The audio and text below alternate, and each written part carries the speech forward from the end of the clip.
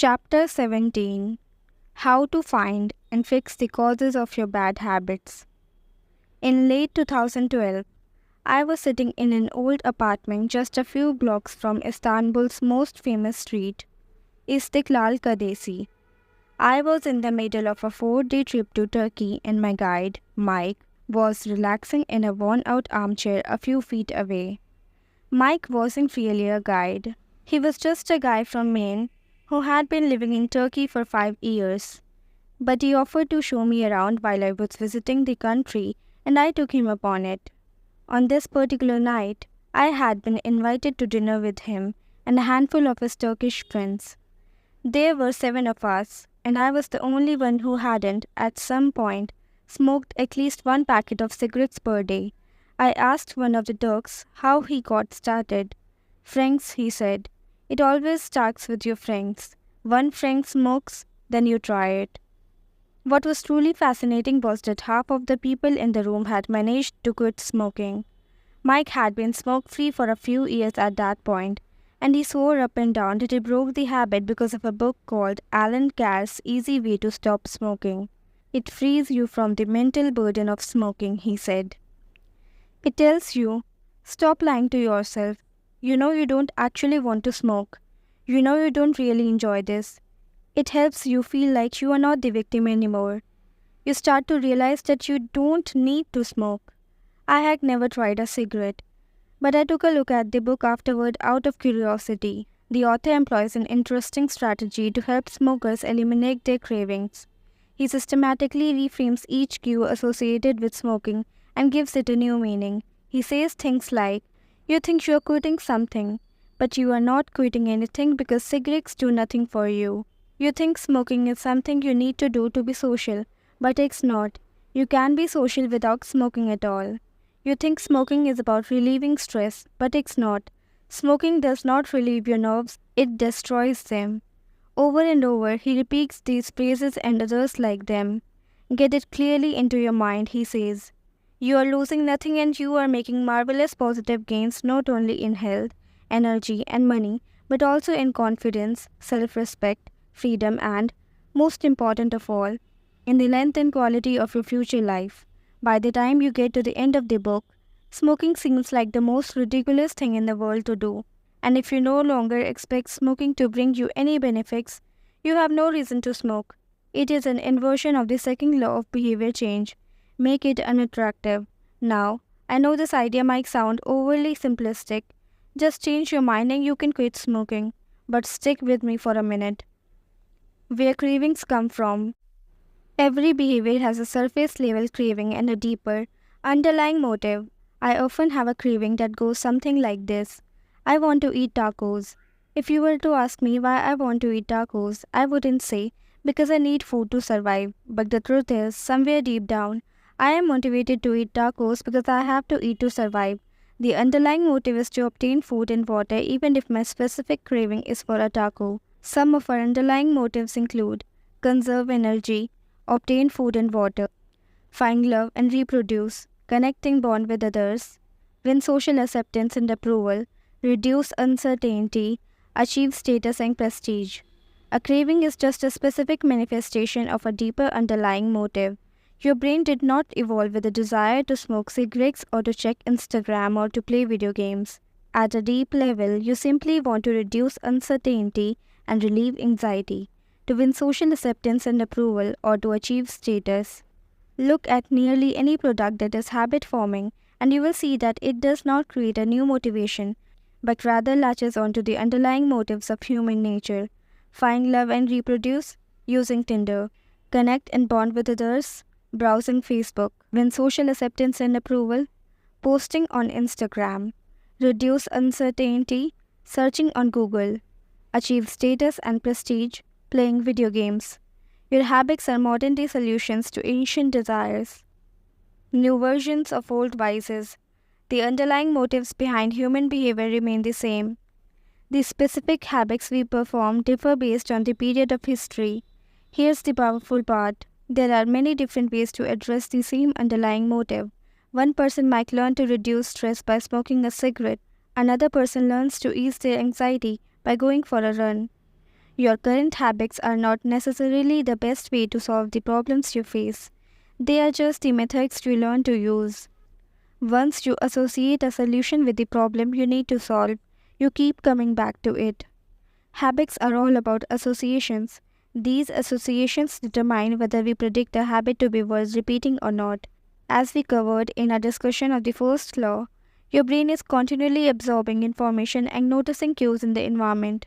Every time you perceive a cue, your brain runs a simulation and makes a prediction about what to do in the next moment.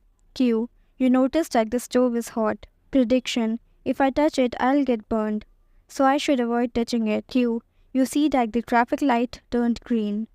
Prediction: if I step on the gas, I will make it safely through the intersection and get closer to my destination, so I should step on the gas. You see a cue, categorize it based on past experience, and determine the appropriate response. This all happens in an instant, but it plays a crucial role in your habits because every action is preceded by a prediction. Life feels reactive, but it is actually predictive. All day long, you are making your best guess of how to act given what you have just seen and what has worked for you in the past. You are endlessly predicting what will happen in the next moment. Our behavior is heavily dependent on these predictions. Put another way, our behavior is heavily dependent on how we interpret the events that happen to us, not necessarily the objective reality of the event themselves. Two people can look at the same cigarette and one feels the urge to smoke while the other is repulsed by the smell.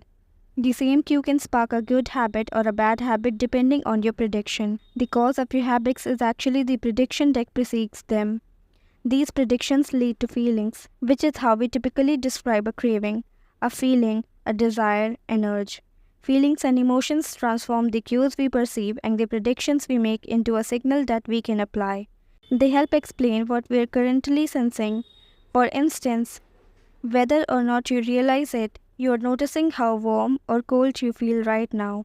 If the temperature drops by 1 degree, you probably won't do anything.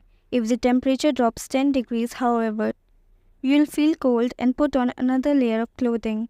Feeling cold was the signal that prompted you to act. You have been sensing the cues the entire time, but it is only when you predict that you would be better off in a different state that you take action. A craving is the sense that something is missing. It is the desire to change your internal state. When the temperature falls, there is a gap between what your body is currently sensing and what it wants to be sensing. This gap between your current state and your desired state provides a reason to act. Desire is the difference between where you are now and where you want to be in the future. Even the tiniest action is tinged with the motivation to feel differently than you do in the moment. When you binge eat or light up or browse social media, what you really want is not a potato chip or a cigarette or a bunch of likes. What you really want is to feel different. Our feelings and emotions tell us whether to hold steady in a current state or to make a change.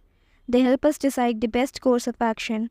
Neurologists have discovered that when emotions and feelings are impaired, we actually lose the ability to make decisions. We have no signal of what to pursue and what to avoid.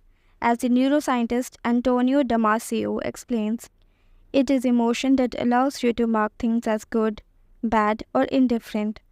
To summarize, the specific cravings you feel and habits you perform are really an attempt to address your fundamental underlying motives. Whenever a habit successfully addresses a motive, you develop a craving to do it again. In time, you learn to predict that checking social media will help you feel loved or that watching YouTube will allow you to forget your fears.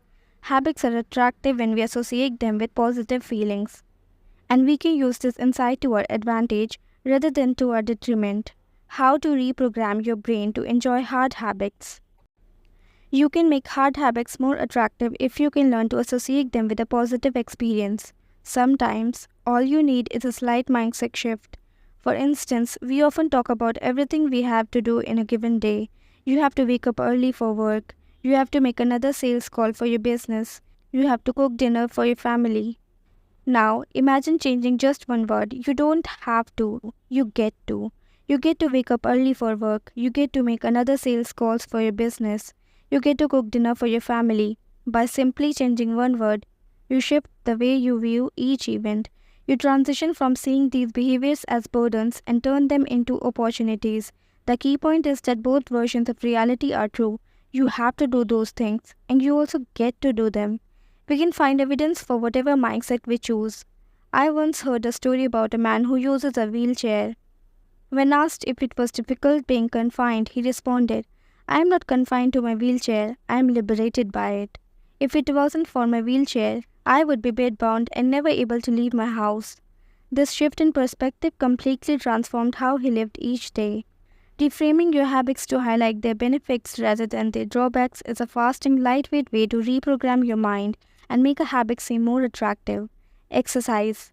Many people associate exercise with being a challenging task that drains energy and wears you down. You can just as easily view it as a way to develop skills and build you up. Instead of telling yourself, "I need to go run in the morning," say, "It's time to build endurance and get fast." Finance.